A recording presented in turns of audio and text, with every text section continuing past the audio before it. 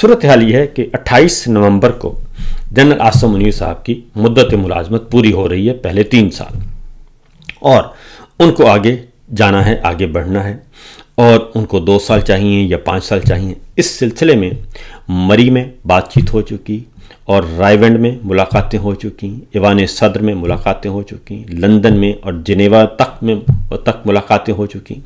ये सारी मुलाकातें होने के बाद ये सारा जो एक प्रोसेस चल रहा है उसके अकॉर्डिंगली ये सारा 27वीं तरमीम की सूरत में सामने आया है। और आखिर क्या वजह है कि 28 नवंबर जो है रिटायरमेंट का दिन है, उससे चंद दिन पहले ये सारा कुछ करने की ज़रूरत क्यों है? इसकी रीज़न क्या है? इसकी रीज़न मैं आपको बता देता हूँ कि जो वाक़िफ़ान हाल हैं वो ये जानते हैं कि सदर ट्रंप से कुछ ना कुछ कमिटमेंट्स की हैं, बहुत ज़्यादा कमिटमेंट्स की हैं लंच के, और अब उन कमिटमेंट्स को जब उनको डिस्कस किया गया पाकिस्तान में आकर इदारों की सतह पे, यानी कि वहाँ पे जब ये खबरें आई, क्योंकि फुल ब्रीफिंग तो दी नहीं गई, तो जब वहाँ पे ये सारी सूरत हाल हुई तो उसके बाद ये मसाइल पैदा हुए और वहाँ से फिर इख्तलाफ राय शुरू हुआ। और ज़ाहिर है हर इदारा अपना इनपुट देता है और हर इदारे की अपनी राय है, और जब ये राय आनी शुरू हुई तो उसमें आना शुरू हो गई रुकावटें, और जब ये चीज़ें पब्लिक में आई और उसके बाद हल्की फुल्की डिबेट शुरू हुई, और वो भी सोशल मीडिया पे और डिजिटल मीडिया पे, उसके बाद पता चला कि जनाब ये तो मामला ही कुछ और हैं। क्योंकि हुकूमती तर्जुमान हैं दानियाल चौधरी साहब, उन्होंने एक बयान दे दिया। उन्होंने कहा कि ये जो गज़ा में हमारी फ़ौज जा रही है, इसका जो काम है हमास को गैर मुसल्लह करना है। अब वहाँ पे एक इंटरनेशनल फोर्स है, वहाँ पे साहब बहादुर ने फैसला कर लिया कि हम फ़ौज भेजेंगे। तो फ़ौज किन शराइत पे भेजेंगे ये किसी को नहीं पता। क्या आज आपने प्रेसिडेंट ट्रंप के साथ क्या कमिटमेंट की है, नहीं पता। आपने पेंटागन में क्या कमिटमेंट की है, नहीं पता। और इस बारे में सबके लब सिले हुए हैं और एक आध बात बता दी जाती है। तो जब ये सारी चीज़ें हो गई तो अब इसका मकसद क्या है? इस पूरी तरमीम में सिर्फ 243 है, इसके अलावा 2 काम है, एक 243 है और एक जुडिशरी का तिया पांचा करना है। और ये 18वीं तरमीम कोई इशू नहीं है, 18वीं तरमीम में कोई अमेंडमेंट नहीं है, ये वजारत तालीम को इधर उधर करना ये कोई इशू नहीं है। हाँ, मादनियात पे कंट्रोल हासिल करना है, ये इशू है, क्योंकि 3 वादे किए हैं ना प्रेसिडेंट ट्रंप से। एक है अब्राहम अकॉर्ड का कि इसराइल को हम मानेंगे, दूसरा है क्योंकि वो प्रेसिडेंट ट्रंप बहुत दफ़ा कह चुके हैं और इसकी आज तक तरदीद नहीं आई, और दूसरा वादा किया था कि हम मादनियात माइंस एंड मिनरल्स आपको देंगे, वो आपने देख भी लिया कि सेल्समैन की तरह जिस तरीके से उनको प्रेजेंट किया गया था वो देंगे, और तीसरा था CPEC को रोकेंगे। ये 3 बुनियादी नुक्ते हैं जो कि लंच का जो बिल है ये 3 है। अब जाहिर है इसमें फ़र्द वाहिद तो ये काम नहीं कर सकता, और फ़र्द वाहिद जब वापस आए तो फ़र्द वाहिद को मज़ाहमत का सामना करना पड़ा, और जब मज़ाहमत का सामना करना पड़ा तो फिर वो उसमें रुकावटें थीं। और इसमें मैं आपको बता दूं कि ये उसके बाद फिर जो है हमारी जाती उमरा फैमिली, ये भी उनमें साथ शामिल है। ये इकमेक हैं, इनके दरमियान कोई हवा भी नहीं गुजरती, और बाकी सारी बातें, क्योंकि मरी में मुलाकात होती है और रायवेंड में होती है, फिर लंदन में होती है, फिर जिनेवा में होती है। ये सारी बैकग्राउंड आप याद रखिएगा। और अगला जो विज़िट होता है उसमें शहबाज शरीफ साहब और हमारे फील्ड मार्शल होते हैं अमेरिका का, और उसमें भी ये सारी चीज़ें उनको रिकॉल किया जाता है। जो तस्वीर भी वाइट हाउस ने जारी कर दी, क्योंकि वाइट हाउस जो है हमारे जो गोरे भाई हैं वो गोरे भाई कोई बकाया नहीं रखते, वो सब बता देते हैं, और उन्होंने एक एक लफ्ज़ जो है इनका रिकॉर्ड करके रखा हुआ है। गपशप लगाई तब भी, किसी कोने खुदरे में की वो भी, हर चीज़ रिकॉर्ड पे है। और ये सारे का सारा सिलसिला है। इसलिए अब एक और ख़बर है, क्योंकि ये दानियाल चौधरी ने कह दिया कि हम तो हमास को गैर मुसल्लह करने जा रहे हैं, तो उसके बाद फिर यहाँ पे वज़ीर दिफा ख्वाजा आसिफ साहब आए। उन्होंने कहा नहीं ये कैसे हो सकता है। और फिर आपने ज़रा रिकॉल कर लें जो अक़वाम मुत्तहिदा में हुआ, UN के UN बिल्डिंग में शमा जुनेजो साहिबा वाला मामला, उसके बाद फिर इसहाक डार साहब और ख्वाजा आसिफ साहब एक दूसरे के मद्दे मुकाबला आ गए और एक दूसरे के मुंह नोचने लगे और एक टोपी ड्रामा करने की कोशिश की गई, जबकि वो बिल्कुल शमा जुनेजो बिल्कुल 100% दुरुस्त थी अपने मौक़िफ़ पे और वो पार्ट का हिस्सा थी और उनको एक टास्क दिया हुआ था और उसके अकॉर्डिंगली वो अपनी ज़िम्मेदारियाँ पूरी कर रही थी। तो इसलिए ये सारी जो चीज़ें इर्द गिर्द घूम रही हैं, अब आहिस्ता आहिस्ता मामला सामने आ रहे हैं। उसकी वजह है कि अभी ये मेरे सामने एक है जी मोसाद कमेंट्री के नाम से एक ट्विटर अकाउंट है और इसके लिखा हुआ है, जो ऊपर प्रोफाइल होती है जी इंट्रोडक्शन में, उसमें लिखा हुआ है कि ये इनफॉर्मल वॉइस है मोसाद की, यानी कि इसराइल की जो खुफिया एजेंसी है मोसाद उसकी। उसमें कल एक मैंने सोशल मीडिया पे देखा, एक ये आपको नज़र भी आ रहा होगा कि उसमें लिखा गया था कि पाकिस्तान मीडिया ने रिपोर्ट किया है कि पाकिस्तान गवर्नमेंट वांट्स 10,000 पर सोल्जर, यानी कि गज़ा में जो भेजनी है फ़ौज, तो उसके लिए उन्होंने कहा कि जी $10,000 फ़ी सोल्जर मांगा है डिप्लॉयमेंट के लिए पाकिस्तान की गवर्नमेंट ने, और इसराइल ने कहा है $100 मिलेंगे। तो ये मुझे पहले लगा कि शायद ये फेक है और ये किसी ने वैसी बना के तो फ़ोटोशॉप जैसे होता है वो कर दिया। मैं फिर इसके अकाउंट में गया और इसके अकाउंट में जाके मैंने देखा तो वाक़तन ये एक बहुत ही वेरीफाइड अकाउंट है मोसाद कमेंट्री और तकरीबन 8 लाख से ज़्यादा इसके फॉलोअर्स हैं। और इसके फॉलोअर्स में आपको बताऊं कि हमारे कुछ जर्नलिस्ट भी हैं और ये मेरे सामने पड़ा है, उसके कुछ जर्नलिस्ट भी हमारे इसको फॉलो करते हैं, इस अकाउंट को। मैंने अच्छी तरह ज़रा हकीकत जानने की कोशिश की। इसमें जनाब हकीकत टीवी हमारा नोन है, वो करता है, मुनीब फ़ारूक साहब करते हैं और मारिया मेमन साहब का नाम भी आ रहा है और जान अचकज़ई साहिबा का भी, जान अचकज़ई साहिब का भी नाम आ रहा है। तो हमारे ये कुछ जर्नलिस्ट भी इसको फॉलो कर रहे हैं। तो इसके बाद 8,63,000 इसके फॉलोअर्स हैं। तो और इसकी फॉलोइंग ये फॉलो करते हैं सिर्फ 145 को। तो ये बहुत ही इम्पॉर्टेंट था मेरे लिए। और फिर उसमें ये ट्वीट मौजूद है और ये पोस्ट मौजूद है, ये सारी की सारी।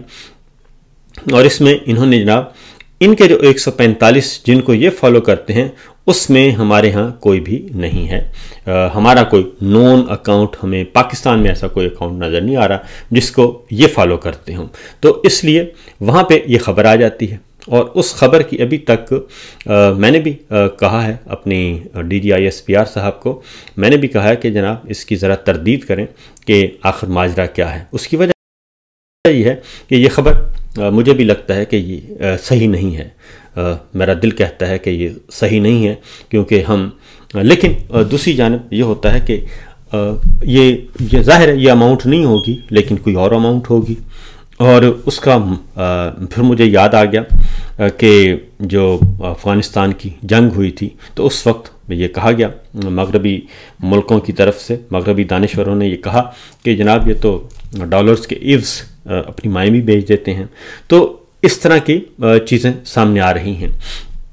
और अब चूँकि अगर field marshal general Asim Munir साहब को ये सारा इख्तियार और इक़्तिदार दे दिया जाता है और तमाम मुसल्लह अफवाज उनके मातहत कर दी जाती हैं और इसको एक आइनी ओहदा डिक्लेयर किया जाता है, तो उसके बाद फिर हमारी एयर फोर्स, हमारी नेवी और हमारे जो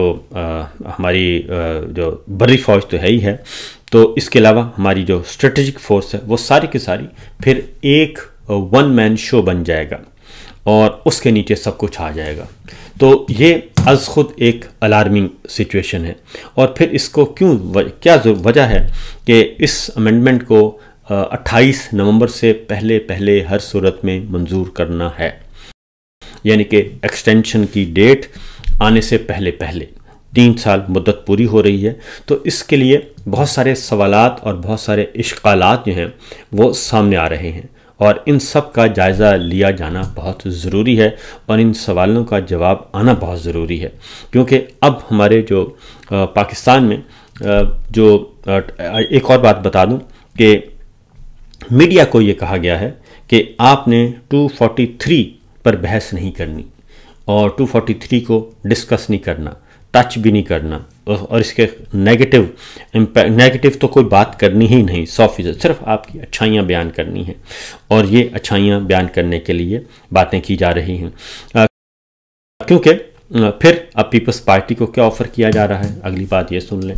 पीपल्स पार्टी के बारे में कहा जा रहा है कि जो उनको ये जो आज़ाद कश्मीर में अदम एतमाद आना था वो इसलिए रुक गया है कि पहले अमेंडमेंट पूरी करवाएं, ये मंजूर करवाएं 27वीं, उसके बाद फिर आपको आज़ाद कश्मीर की हुकूमत मिलेगी और फिर गिलगित बल्तिस्तान की भी हुकूमत मिलेगी।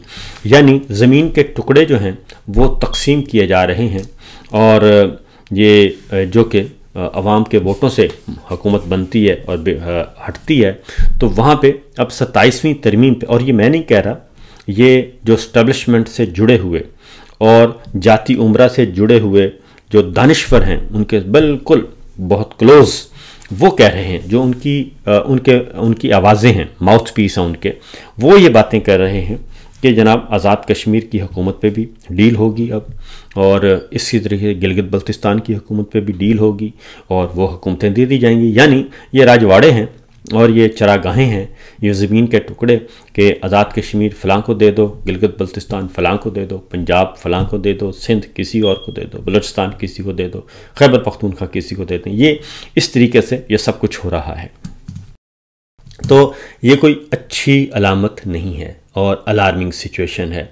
अब आगे बढ़ते हैं एक और ख़बर, क्योंकि मसाइल क्या हैं, पाकिस्तान के मसाइल जो हैं वो इससे बड़े हैं और रिजीम चेंज ऑपरेशन तो किया ही इसलिए गया था, बताया ही ये गया था कि जनाब इमरान खान साहब से मईशत नहीं कंट्रोल हो रही, मईशत का बुरा हाल कर दिया है।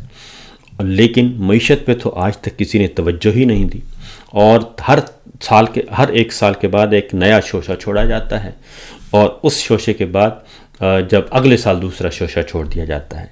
SIFC बनाई तो कारकर्दगी तो आपसे हम पूछते हैं कि आपने SIFC बनाई, एक स्पेशल काउंसिल बनाई और इनिशिएटिव काउंसिल जो है कि फॉरेन इन्वेस्टमेंट के लिए, सरमायाकारी के लिए, तो उसमें आपने कहा था $100 अरब आएगा। तो वो $100 अरब किधर गया? वो तो $1 अरब भी नहीं आया, बल्कि $10 करोड़ भी नहीं आया और उसके बाद मईशत का बेड़ा गर्क हो गया। उसका तो आप हिसाब देते नहीं हैं और मज़ीद आप कहते हैं कि आपको मज़ीद इक़्तिदार चाहिए, इख्तियार चाहिए, ओहदे को दवाम चाहिए, आइनी तहफ़्फ़ुज़ चाहिए। मेरे सामने पड़ी है रिपोर्ट है, ये किसी और की नहीं है, ये ख़ुद हुकूमत पाकिस्तान की है। वफाकी इदारा शुमारियात, गवर्नमेंट ऑफ पाकिस्तान, वो कहता है कि जुलाई से अक्टूबर तक, यानी कि आखिरी जो माली साल हमारा चल रहा है ये कंटिन्यू, जुलाई से अक्टूबर तक 4 महीनों में तिजारती खसारे में 38% इजाफा रिकॉर्ड किया गया है और ये गुज़श्ता साल के मुकाबले में तिजारती खसारा $3 अरब 46 करोड़ 70 लाख बढ़ गया है। और वफाकी इदारा शुमारियात ने अदाद शुमार जारी किए हैं और तिजारती खसारे का हुजम $12 अरब 58 करोड़ से तजावुज़ कर गया है, जो गुज़श्ता माली साल इसी मुद्दत में $9 अरब 11 करोड़ था। ये है आपकी कारकर्दगी रिपोर्ट और ये है सूरत हाल। बरामदात में 4% से ज़ायद कमी हुई जुलाई से अक्टूबर, गैर मुल्की दरामदात में इजाफ़ा हुआ और ये पहुंच गया $23 अरब से तजावुज़ कर गया। तो ये आपका इदारा शुमारियात है, वफाकी हुकूमत है और उसका ये सारे का सारा बयान किया जा रहा है। और ये मेरी और आपकी राय रिपोर्ट नहीं है, ये मेरी और आपकी राय नहीं है, हमने घर बैठकर ये राय नहीं बनाई। तो ये सिचुएशन है जनाब, ये सूरत हाल है। अब फैसला आप ख़ुद कर लीजिए। और दूसरी जानिब शेख रशीद साहब को उम्रे पर जाने से आज सुबह सुबह रोक दिया गया। अदालती हुक्म भी मौजूद था लेकिन उन्हें नहीं जाने दिया जा रहा। इसी तरीके से अहमद नूरानी साहब हैं, उनके भाई हैं, उनको उठाया गया था, अगवा किया गया था, फिर छोड़ दिया गया था, उनको भी नहीं जाने दिया जा रहा, पाकिस्तान से निकलने नहीं दिया जा रहा। उनके पास वीज़ा था, जॉब करना चाहते हैं, अंदरून मुल्क उनके अकाउंट्स बंद कर दिए गए हैं, उनकी ज़िंदगी तंग कर दी गई है उसके ख़ानदान की। और कल वो बिल आखिर मीडिया के सामने आए और फट पड़े और उन्हें जीने का हक नहीं दिया जा रहा।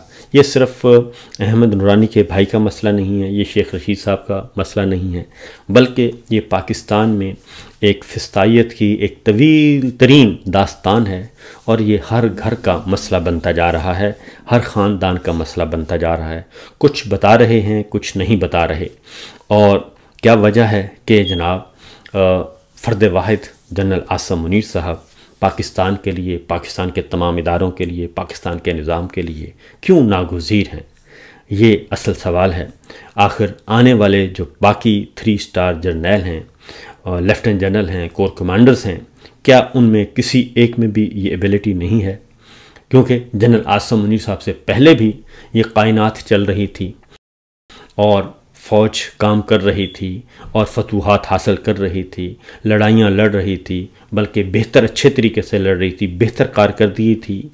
2019 का मार्का भी जो है भारत के साथ वो आसिम मुनीर साहब के बगैर लड़ा गया था और ये सारा कुछ। और फिर ज़रब अज़ब, रद्दुल फसाद, स्वात ऑपरेशन, ये भी जनरल साहब के बगैर लड़ा गया था। तो क्या वजह है कि जनरल साहब नागुज़ीर हैं और इसकी वजह क्या है? और क्या वजह है कि जाती उम्रा जो है, दूसरा ख़ानदान, सियासी ख़ानदान, वो भी इनके साथ जुड़ा हुआ है, हारे हुए लोग हैं, इलेक्शन चोरी का इल्ज़ाम है। और ये मैं नहीं कह रहा, ये कॉमनवेल्थ इंटरनेशनल ऑब्जर्वर्स कह रहे हैं, यूरोपीय यूनियन कह रही है, अक़वाम मुत्तहिदा का वर्किंग ग्रुप कह रहा है, ये सब कुछ हो रहा है। तो सोचने की चीज़ है कि पूरी दुनिया में ऐसा नहीं होता तो पाकिस्तान में ये उद्यम क्यों मचाया हुआ है।